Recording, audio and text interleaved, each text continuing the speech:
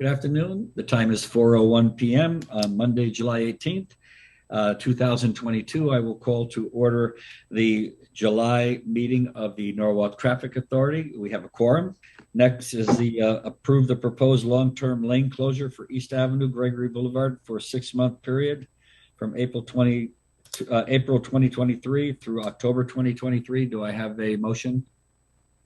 I so move. Okay, Commissioner Collier-Clemens moves. I believe Vanessa Valadares is here to discuss that, and or Mr. Travers and anybody else from the requesting agency. So this is Gregory Blvd. East Avenue's on the other side of the cemetery. You have Cemetery Street to the left here. This is the south. This is north. The department, as part of the program, has decided to advance this work and has started contracting with the contractor to do this work. And as we're trying to finalize that contract, the contractor proposed this method to try to, improve how quickly they can get this work done. This work is a little bit different. The drainage pipe is very deep. So by taking a lane on Gregory Blvd, that would allow us to leave the road open and be able to facilitate doing that work much quicker. As you move to the north, this little snippet here, the drainage shifts over to the right turn lane, and we would close that right turn lane. So when you, I know that Jim mentioned something to me earlier about the right-hand turn lane onto Winfield Street. How are we going to accommodate those cars so that we don't end up with a backup there? You would end up with a backup for the duration. So what's shown on the screen too is also 2 stages. The main plan view on the bottom with the left lane of Gregory Blvd closed would occur. And then there's a little bit of a gap. You can see, I can't see my cursor, Rich, but that manhole to the other manhole would never be enclosed in a work zone. As we got to that north end of the work zone, we would take this closure out, have that area paved, reactivate the left lane, and then go into the closure on the top of the page and have that right turn lane closed. At that point, only the single lane up to Winfield would be open. That would be a through lane as well as the right turn lane. So yeah, but you would expect, so that's it. This is not to be set up at the same time. Thank you for the clarification, Taylor. But you would still see, without the right turn lane, you would see some queuing back into these double turn lanes here during that period. That's right. This is a good closure for us in terms of getting out there and doing the work a lot safer. As Rich said, this is different and unique work to the area. It's about 18 to 20 foot drainage. So if we didn't have the barrier out there, we'd be putting lane closures out for the regular traffic hours, 9 to 2:30, 3 o'clock, and we'd be working adjacent to the roadway at a significant cut with shoring and trench boxes. So we feel it's a lot safer for our own employees as well as the traveling public if we're able to put barrier out there. And putting the barrier in place and getting the work zone established does allow us to speed the work up from potentially a 6-month to a somewhat shorter duration. So tentatively, we are slated to get out there in April of 2023, and we would be working on it all next year until the end of the roadway lane closure season. Right. So there's no specified time of the day is what I'm referring to, correct? Well, usually we do not allow, and that's where they're in front of a commissioner, because we can establish a certain time. Usually through the encroachment permit, we limit off the hours. But on this case, because they're going to set up the barriers will be there throughout the day. So as soon as they started, they're going to have the concrete barriers, and then they're only going to be removed after the work is completed. If you're asking about traffic volumes, Rich, do you have any volume data? We do not. What study has been done? What's in place to mitigate the traffic? I'm trying to understand the effects of this project. So we did not run an analysis on it because we're talking about a 6-month duration here. For this section of the larger portion for Gregory Blvd, is there a way to partition this so that we can leave open for the longest period of time any queuing abilities? Because I'm not really that concerned with the traffic in general for the majority of the time frame for the Gregory Boulevard. What does get me some concerns is what we would typically see for queues at that intersection. And I think we can mitigate that if you're not going to be working in the northerly quadrant rather, that is open for queue capacity. Is that a possibility? So the way I'm understanding that is you're saying on the lower graphic with the majority of Gregory Boulevard, shorten up that closure wall. Yeah, I don't know. I think we would probably need enough room to install the drainage we're trying to do, as well as store materials plus have equipment. So we could definitely probably shorten that up a little bit. And then as we work our way north, because we're going to work south to north because it's deeper and there's a tie-in. So that island, yep, right where his cursor is, we tie into an existing box culvert in there, and that's the deepest portion. And then we would work our way north, which is upstream. Yeah, we could shorten that barrier zone up a little bit, and then as we get further to the north, pave and open. But as you work in a section, Rich, maybe if you hover from Rogers Square and around that island, as we're in that area, it's going to be neck down to one lane as it goes into the 2 lanes anyway. So there's a short period of time, but we could shorten up the impact. The little closure that's shown on the upper section of the screen, the right-hand closure onto Winfield, that section of the entire duration, that's only a little over a month right there. That is some of the deepest area that we have to tie into everything on both sides of those existing manholes. So that portion where it cuts down to 2 lanes at the intersection is only a very short term in perspective to the whole closure that we are requesting. Just throwing that out there as well. Is that 1 month period anticipated to be normal work schedule, or can we approve you to have an extended work period so that we can shorten the duration? I recognize it's only a month, but it is a month at September when school is starting, when we have school buses, when we have more traffic starting to resume on the road, and there is a considerable amount of right-hand turn lane, right turns that happen there. And there's also left-hand turns into the train station, which then get impacted because there's no way to bypass them. So we're just wondering, how can we be creative to reduce? We understand that you need to be there and it's deep, but how are there mechanisms in which we can reduce the amount of time that you have to be in the road there? Sure. So the 1 month is a accelerated duration. It's we had 36 shifts roughly. Of 5 shifts a week going previously. So we had 7 weeks. I'm saying it's about 4 weeks in there with a behind barrier. We can work more than the 9 to 3. We can pretty much work extended hours and longer shifts without having to put out cones and road plates every day. So the 1 month is accounting for that acceleration. I just have one comment. It's back to Gregory Boulevard. I'm not sure if I think that it's necessary that we have the whole length of the work to be closed for all that period of time. I think that we should be able to do in sessions. I think that will alleviate the traffic. We're going to be able to establish a second lane that will help the queue. And plus, I don't think we should store material on the roadway. I think that if you guys have all that room, yes, you're going to keep material there, but there is no need for that because you guys have staging areas throughout the city that we previously agree on. You'll be able to bring material that you need for a couple of days of work. We've been working like that for the past 2 weeks. I would agree with that. We could split it in stages to accommodate the queue for sure. And when I referenced materials, I mainly meant materials to be installed that day, not long-term storage. So that's fine.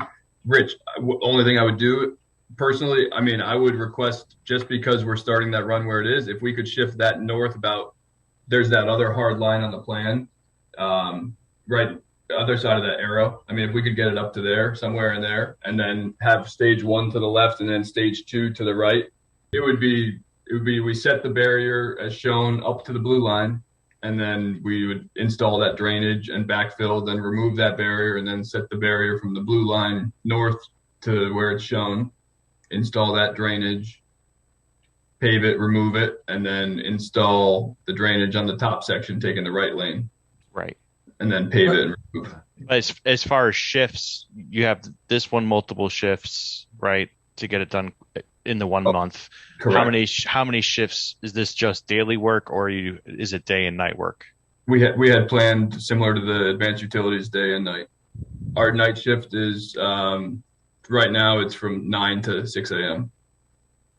Yeah, right there in Rogers Square, when you first enter Rogers Square on the right-hand side, as I mentioned, there's an assisted living place there, and some of the people that live there, well, obviously many of them are elderly and some are of poor health, and we certainly don't want to disrupt their sleep pattern or don't want to make things uncomfortable for them. So we need to take that into consideration as well.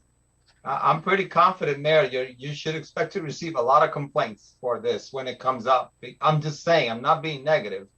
No, I agree. So that's understood. And if it was restricted with the criteria that we could take the closure, but it was a daytime only in this area, that is what it is. I mean, it would be our preference to get the closure rather than have a day and night. So Taylor, what would it be? It's just going if to you had a increase. 7-8 It's going to increase your time, Taylor, though, to Right. get it done. It would reduce it by much more if we were able to do both. Agreed. Right. So what would it be if you had a 7 a.m. to 9 p.m.? So for the mayor's concern about the overnight and the sleep pattern, it could be a second shift rather than a night shift. yeah. Yeah, we could potentially go with a day shift and a second shift if needed And the second shift will go until what time? I think we can establish that at 9 or 10, Mayor, whatever you're comfortable with. But I do think that the second shift would be better than the overnight shift for the the noise. Yeah. Well, I can agree with that. If we can shut things down around 9 o'clock, that'd be great. Mr. Mayor? Yes? Yeah, I just had just one major concern. With a permanent closure, that closure will be in place during the fireworks, during the Oyster Fest, during the boat show, during the heavy beach days, and on the weekends. I just foresee chaos. I know coming out of the beach on the night of the fireworks, it takes 2 hours anyway. I know that's and there's nothing, with the barriers there, even though they're not working at that time, well, they might be working at that time, but depending on what day it is. And then on the weekends with the beach traffic as well, and the weekend of the Oyster Fest. There's a lot, as you know, in that area in the summer. I think we need to take another look at this. What's your time frame on needing an answer? We're in order to price this, we are looking next week. Taylor, right? Next week or the week after? To get it included, it would have to be next week. Yeah. Otherwise, it will just be midday and nighttime and break it down.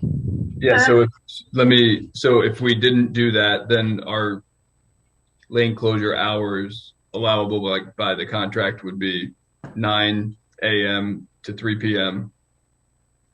And then night shift is allowable from 9 to 6. But again, if we're restricted to not working at night in there, then we would only be allowed to have the day shift.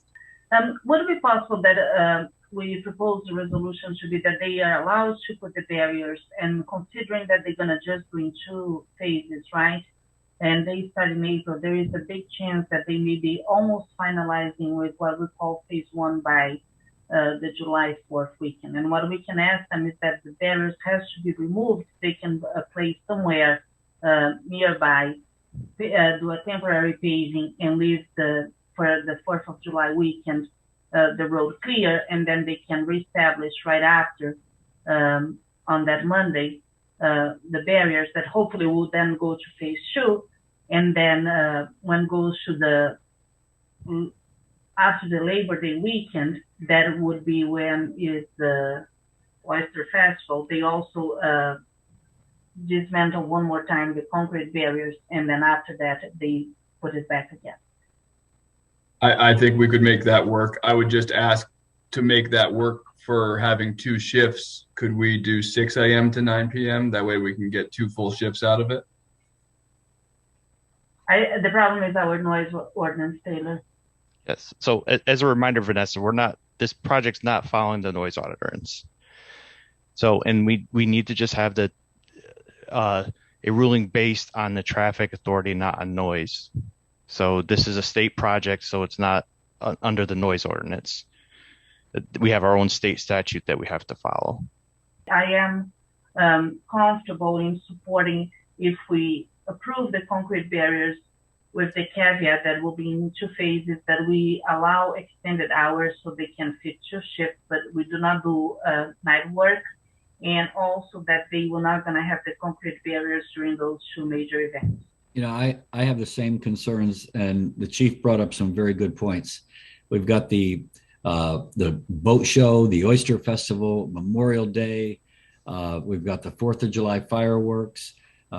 There's so many things that go on during the summertime that people have to go and, go to and come from the beach area and other places over there in East Norwalk and South Norwalk. And this is going to be extremely, extremely disruptive. One of the recommendations I would make would be that the commission, along with TMP and engineering, give it a tentative approval because, until we see it in operation, we really have no idea of the scope and magnitude of the impact it's going to have on that whole area and traffic. For instance, we have the boat show down at the beach where large trailers carrying large boats have to get back to I-95. I mean, this is just, I know they won't, a lot of them go the other way, but still, it's just it has the potential to be a nightmare. Let me put it that way. Yeah. I think you have the commitment of Vanessa and I that we will work with Condot to come up with a solution that will minimize any disruption. I think we all recognize there will be some, but we will work together to minimize what we can. Well, I also want to issue kind of a disclaimer or a qualifier. If this proves to be as disruptive as we're anticipating it may be, the commission or the traffic authority certainly could come back and revisit this issue and make other adjustments or terminate the agreement, one or the other. Because I'm just, my main concern is the traffic and the convenience for the motoring public, the pedestrian public. It's extremely, and also, I mean, we knew that this was going to be done. We just didn't know that we didn't have much of advance notice that you were going to come and ask for a 6-month extension. So I guess we're ready for a vote on this. So all in favor? Are we voting for a temporary approval of the submission? Yeah, Is we that can what have that motion. If that's what you want to amend the motion, certainly. Is it subject to some of the disclaimers that you indicated, or limitations, or review? I'm just trying to understand what the motion is. Well, I think the motion could be approvals subject to a temporary approval, I guess, subject to revisiting the issue once the construction is underway. Also, to have the barriers removed during those times, such as the boat show, such as the Oyster Festival, and such as the city fireworks. Does that meet with the commissioner's approval? Yeah, I can vote on that. I too. Ms. Bird, did you get all that, or would you would like to have Vanessa contact you afterwards with the proper language? Yeah, I can speak offline with Vanessa. Thank you. Okay. Any further questions or comments? I have none. I have none. I just want to thank the commission for their time. Thank you. Thank you. Thank you, Rich. We look forward to having a peaceful and safe area over there. Now, Mayor, Yeah. did we formally vote on this? No, not yet. Okay, Sorry. just checking. All in favor? Aye. Aye. Opposed, abstentions, there's neither. So, all right, that takes care of that.